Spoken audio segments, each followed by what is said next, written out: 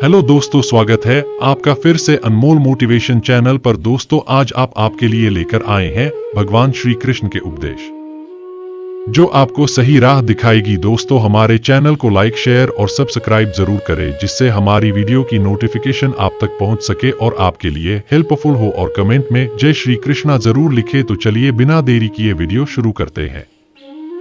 भगवान श्री कृष्ण कहते हैं, मैंने ही इस सृष्टि की रचना की है, मैं ही इसका पालन पोषण करता हूं और मैं ही इस सृष्टि का विनाश अर्थात अंत करता हूं। जब जब संसार में धर्म की हार होगी और अधर्म की विजय होगी, तब तब मैं इस संसार पर अवतार लूंगा। आज यदि आपके दिन बुरे चल रहे हैं तो कल अवश्य ही अच्छा होगा। आप केवल निस्वार्थ भाव से अपना कर्म कीजिए। जो मार्ग ईश्वर ने आपके लिए खोला है उसे कभी भी कोई बंद नहीं कर सकता है। मनुष्य का जीवन केवल उसके कर्मों पर आधारित होता है। वह जैसा कर्म करता है उसका जीवन वैसा ही हो जाता है। जीवन में आधे दुख इस वजह से आते हैं क्योंकि हमने उनसे आशाएं बना रखी है जिनसे हमें नहीं बनानी चाहिए थी। जिस मनुष्य ने अपनी जवानी में बहुत सारे पाप किए हो, उसे बुढ़ापे में नींद नहीं आती है।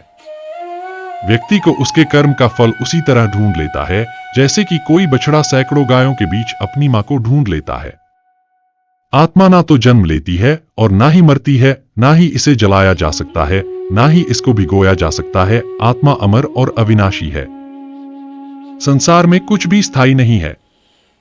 आत्मा शरीर को वैसे ही छोड़ती है जैसे मनुष्य अपने पुराने कपड़ों को उतार कर नए कपड़े धारण कर लेता है। व्यक्ति का सुख दुख, मान अपमान, लाभ हानि का एहसास करना मन की शरारत है। आत्मा का इससे कोई लेना देना नहीं है। जब यह संसार ही स्थायी नहीं है, तब इस संसार की कोई वस्तु कैसे स्थायी हो सकती है। मैं इस संसार के सभी जीवों में विद्यमान हूं। मैं चींटी में भी हूं और हाथी में भी। संसार के सारे रिश्ते नश्वर हैं और केवल शरीर से जुड़े हुए हैं। जैसे ही व्यक्ति की मृत्यु होती है और आत्मा शरीर को छोड़ देती है, आत्मा का शरीर से जुड़े रिश्तों से कोई नाता नहीं रहता। मेरे तुम्हारे हम सबके कई जन्म हो चुके हैं। ना तो यह मेरा आखिरी जन्म है और ना ही यह तुम्हारा आखिरी जन्म है। वर्तमान परिस्थितियों में जो तुम्हारा कर्तव्य है वही तुम्हारा सच्चा धर्म है।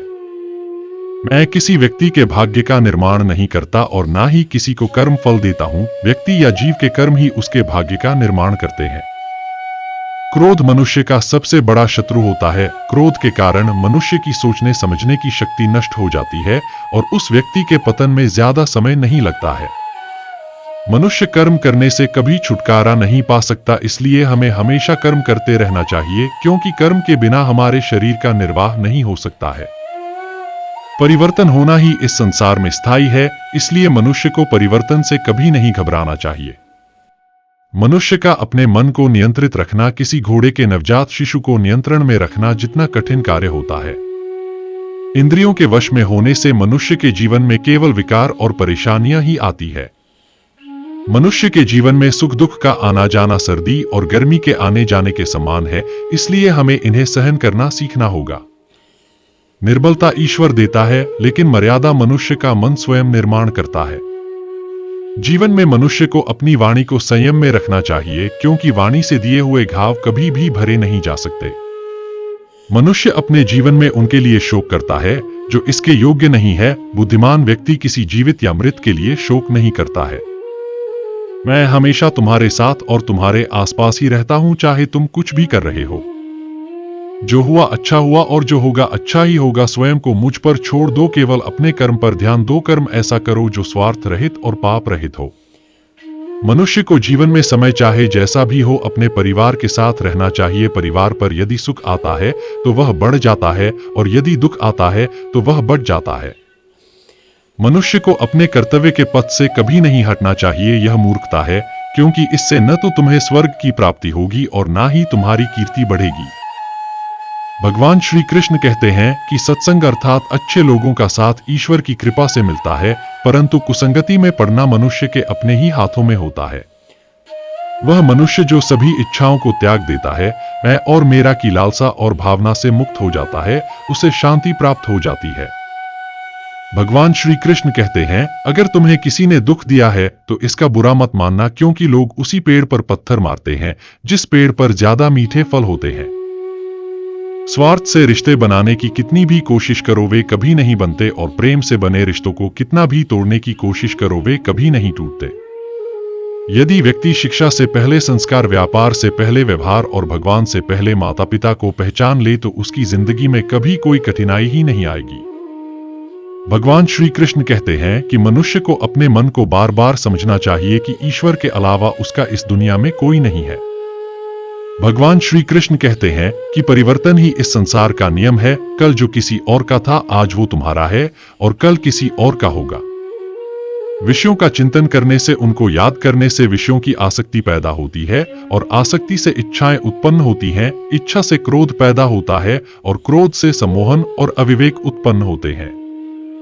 जो कुछ तुम्हारे साथ हुआ है अच्छे के लिए हुआ है, और जो हो रहा है अच्छे के लिए हो रहा है। जो होगा वह भी अच्छे के लिए ही होगा।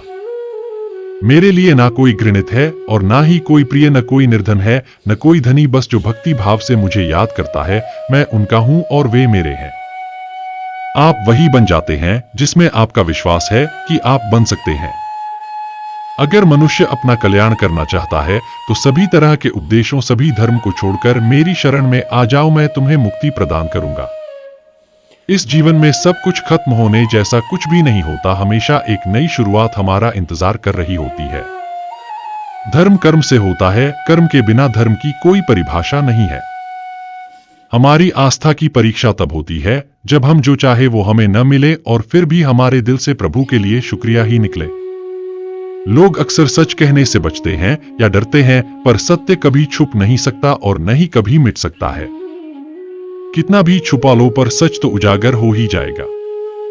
अहंकार से इंसान की प्रतिष्ठा, वंश, वैभव तीनों ही समाप्त हो जाते हैं।